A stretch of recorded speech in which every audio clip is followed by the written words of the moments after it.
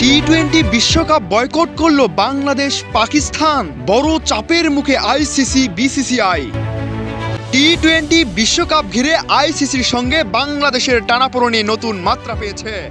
আনুষ্ঠানিক বৈঠকের পর আইসিসি বাংলাদেশকে একদিনের আলটিমেটাম দেয়, বিশ্বকাপে অংশ নিতে হলে ভারতের মাটিতেই খেলতে হবে। তবে সেই আলটিমেটামের জবাব দ্রুতই দিয়েছে বাংলাদেশ।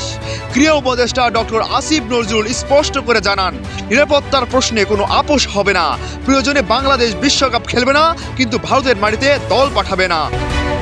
এই অবস্থায় বাংলাদেশের পাশে দাঁড়িয়েছে পাকিস্তান।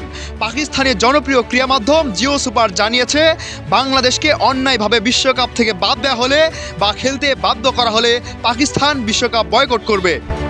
ক্রিকেট বিশ্লেষকদের মতে বাংলাদেশ ও পাকিস্তানের মতো বড় দুটি ক্রিকেট দেশের অনুপস্থিতি টি-20 বিশ্বকাপের জন্য বড় ধাক্কা হতে পারে। ফলে আইসিসির সামনে এখন কঠিন সিদ্ধান্ত। News desk, Crick Bangla.